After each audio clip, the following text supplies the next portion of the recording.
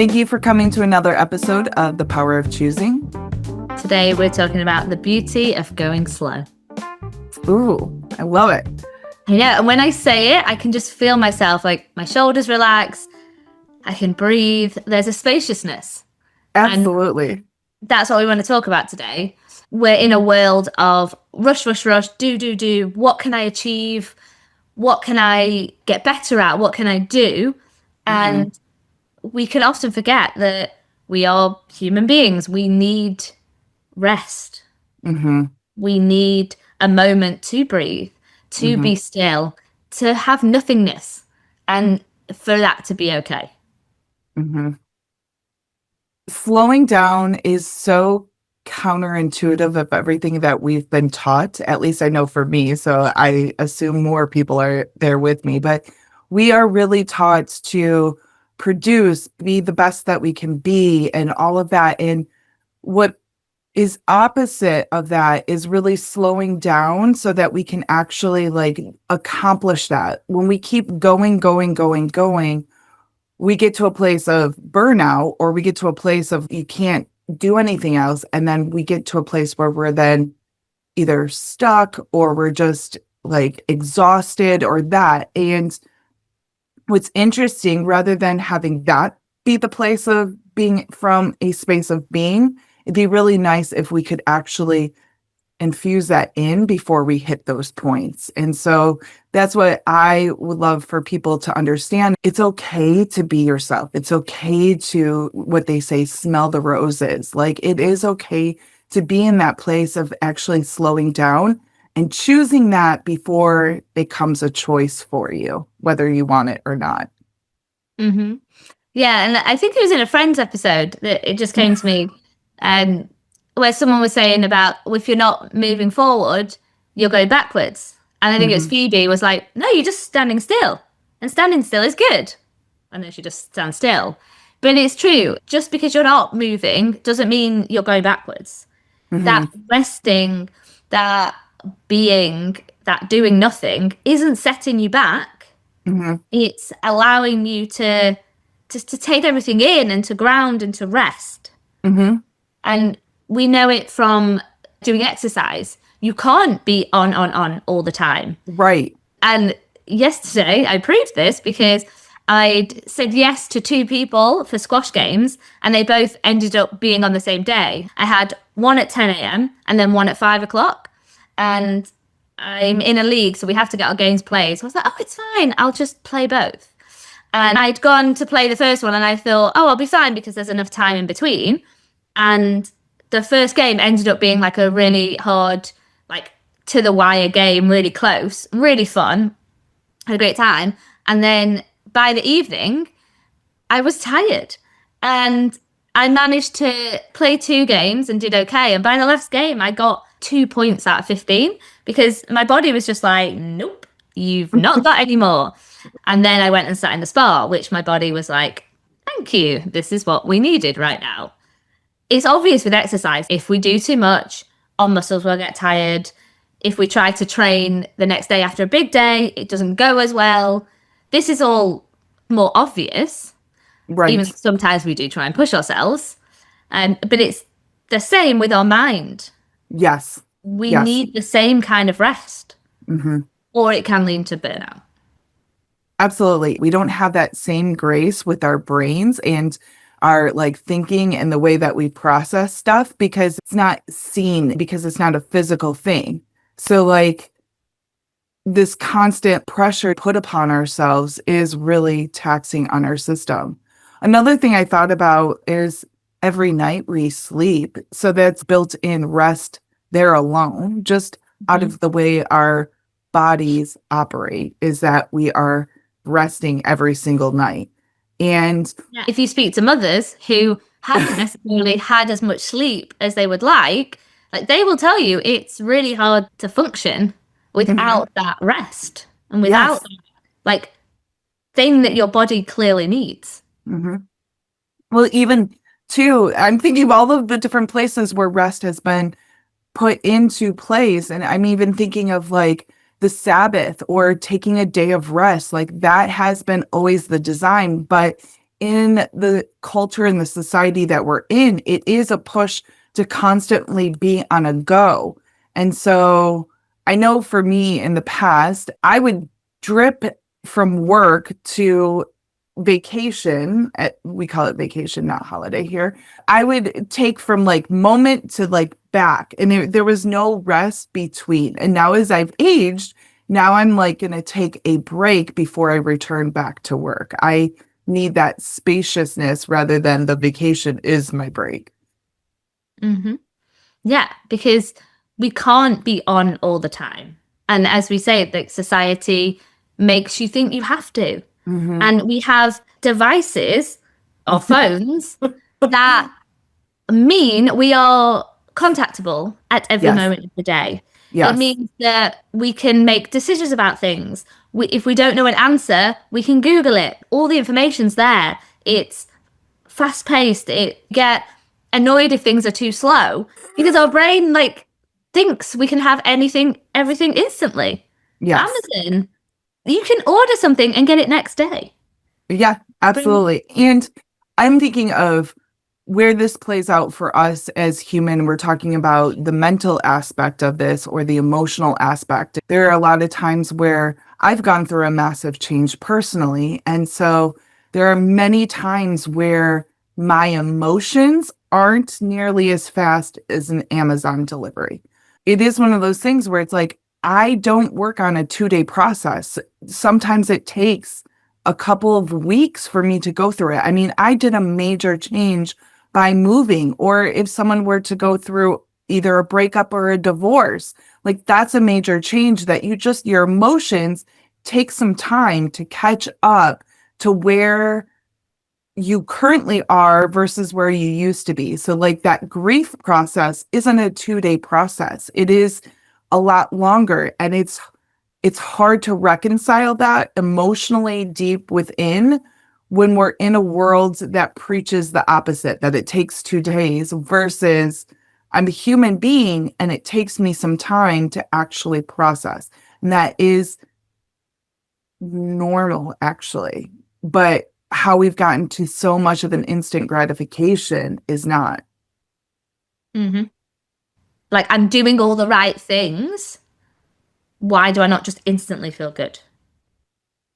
When going through a massive change, such as a divorce, such as the death of someone, such as what I just recently went through in the moving, and you're in this interim period, is this space that we go to. And it can feel very jarring to the system in the sense that you're not where you used to be, but you're not fully where you are currently. And it just feels very jarring because you don't know where you land, essentially. And so in this taking time to process your emotions, you're weeble wobbling is kind of one way I kind of focus, but it's also this period I also call to a recalibration of I'm not there and I'm not fully present here. And so you're in a space of recalibration. And so this is, at least for me personally, as I'm going through the massive change of the move, where I'm giving myself a lot more time and space to actually be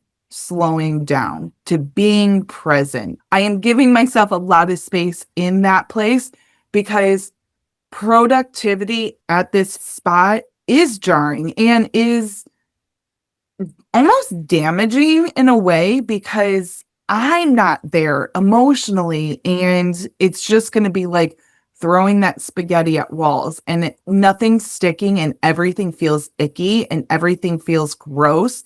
And that doesn't mean we're not growing. Like I know because I've been through this a lot, that I'm growing currently. But I can also share I'm actually really angry about that because I'm not to the point where I'm reflecting yet of like, oh, this was such a great decision. No, I'm actually opposite of that currently. I'm actually really mad that I'm wondering if I made a mistake. And that is very common too in massive transitions or even little ones. But massive transitions, I feel like pulls a lot of that out. And you can feel like I'm moving ahead, but you're not there yet. Yeah, and it's super common with clients, I'm guessing for you too, where they're in a place, and my people tend to be like, life is fine. So it's like this, do I want to do something? Will it rock the boat? Like yada yada. And then they've decided, well, actually, I deserve more. I want something greater. So then we've done this big vision of what the future is going to look like. And then in the middle, it's ups, downs, it's messy. Things probably do get a bit worse before they get better. And this is why I'm like, we need to work together for a longer period of time, because in that middle bit where you want to give up, you want to go back to how it was because actually that was just easier. Ignoring things is often easier. And now I have to confront my biggest fears, confront all these things that have been nicely tucked away. And that feels hard. That feels messy. Like being in that change is uncomfortable. And what's on the other side of that, we know because we've seen it countless times again and again, is this like beautiful change and knowing that you could handle anything, being the full version of you and just really shining. And like thinking about that, like just really makes me light up, and it like I can feel it for myself, I can feel it for my clients. That's such a beautiful place to be. And it's not easy, and it takes the ups and downs, and being in it can be like, have I made a terrible mistake? And that's when it's change that you've orchestrated. It's change that comes about without you knowing. It's like moving house, it's grief, it's changing the way you view things. All of these like big little changes, whatever it is, can have this feeling of, what am I doing? Because you're in the unknown. And there's nothing more scary than the unknown. There's comfort in chaos. There's comfort in being the person you've always been, even if it feels a bit negative and you don't really want to be that person anymore. It still feels comfort. And as humans, comfort is safety. Comfort means I know what's going to happen. It's predictable. I'm going to be okay. Back in the day, I'm not going to get eaten by a lion. I'm safe. And that's all we want. So it's like the opposite of what our inner safety valve is saying, because that's screaming, no, stay the same. And you're being, but I deserve more. And it's a conflict and it's jarring. And I can promise you, on the other side of it all is this wonderful joy and ease and you-ness. Mm-hmm. As you were speaking, I was like, yes, I always love the transformation portion of this whole process. I love that. I don't really like the going through it part of it, but I can't get to the transformation bit if I don't go through this. And so in there, when we're going through a change, I think also too, when we either change jobs or we get let go from a job, whatever the case might be, that's another factor of like, sometimes we didn't choose it, but it was chosen for us. And going through that is a journey there as well. And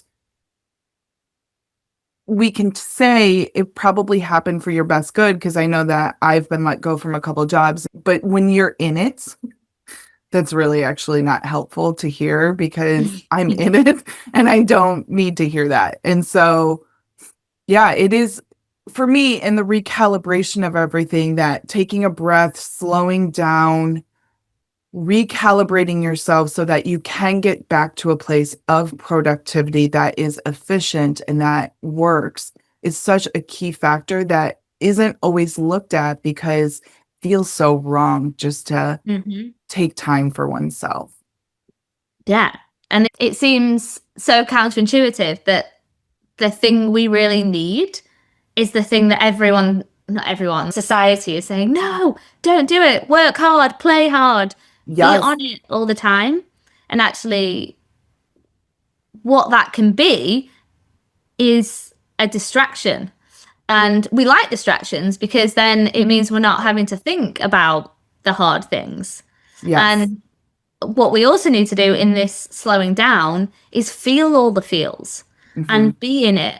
And we spoke about this on other episodes. Emotions are not bad or wrong. We need to feel them all. And the beauty of life is that you have sadness, you have joy, you have anger, passion, you have a cause, you have all of them. And it's all part of the tapestry of life. Which is beautiful. And I was at a funeral last weekend, And it was my uncle, and it was really sad.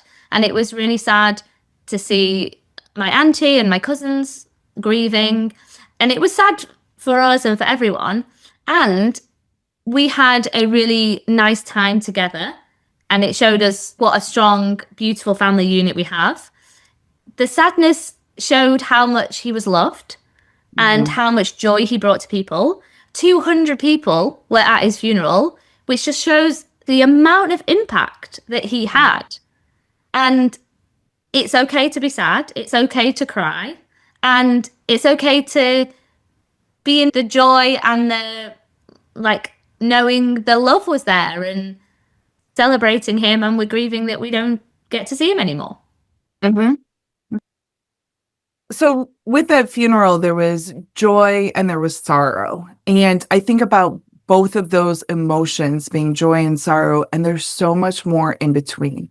And your uncle had like a full life, and it wasn't just all joy and it wasn't all sorrow. There was tons of different other emotions that played in there. I want people to be able to realize there's such a plethora of different emotions, and that's the beauty of the human experience. And I just want people to realize when we actually slow down, we can embrace all of them. And it doesn't always feel good. Once again, going back to that transformation, I like that end result, but going through those emotions don't always necessarily feel good, but it is human. And it is the part that I want people to be able to embrace. So you're embracing the full human experience. Mm-hmm. And I think also it's worth saying it's not a choice. Like, we're humans that feel things, and yes, we can distract, and yes, we can push stuff down, but it always comes back Oh yeah. because it keeps score. Like, our body knows. So this is how you hear of people in like really stressful jobs, and they're on, they're smashing it. It's like looking all great, like, wow, she's like so good. He's hitting all his targets, amazing. And then all of a sudden it's like burnout. And everyone's a bit shocked, like, wow, but they seemed like they were absolutely fine. And it's because they've just ignored anything that wasn't fine, pushed that down, kept going, and their body's like, you've not listened to anything I've said. Burnout, we need a break, and I'm going to make you. Yes. And it's the same, like, it happens a lot with my sister who's a teacher. She will, like, at the end of term, like 99% of the time, just before they go off on a break, she ends up with like the flu or getting sick Oh, no. because I know it always seems like that's not fair. It's the holidays. But as a teacher, you can't have sick days. You, like, obviously if you were really sick, but you can't really just take days off. And you can't have holidays that aren't in the term time. So you're on, pressure, pressure, pressure. You're doing everything for the kids. And then, oh, I can relax. The illnesses come out. And then same with like stuff that's in your mind, like you're pushing all this anger down, it's gonna come out. And that might look like you're snapping at your partner because they didn't do the dishes, or you get snarky with someone that pulled in front of you in the road, even though you do that all the time. And it's like, it keeps score. So you can't ignore emotions. The sadness needs to come out, the anger needs to come out. And if we can accept that none of it's wrong, and Mhm. we are allowed to take it slow, we're allowed to take a break and let anything be, then we just get a better human experience. Mhm. I love silences, I love pauses. And it's in having coaching myself and accepting all of everything that I can allow myself to breathe and pause and be with someone in silence, which is Mhm. just so great and termed as awkward, and I love it. Well, it's also that is a part of where the phones, at least for me, the phones have been such a distraction, is that pause, that slowness, that being quiet with someone doesn't happen because first person guilty of this, I pick up my phone at times when I'm just rather than sitting in the silence. Mm-hmm. And it's so necessary. Mm-hmm. Yeah, I read something that someone had said, if you're on your phone a bit too much, try not taking it to the bathroom. Oh, And it's really interesting. You sit there and obviously you're doing something that needs to be done. It's very normal. And there's this urge of like, oh, I have to be doing something else. yes. This constant like, am I being productive enough? Yes. And it's actually quite nice to be like, I'm just going to sit and not need to be doing anything. Yeah.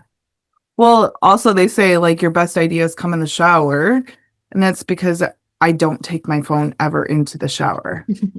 I mean, you might have like waterproof ones, but I don't. So,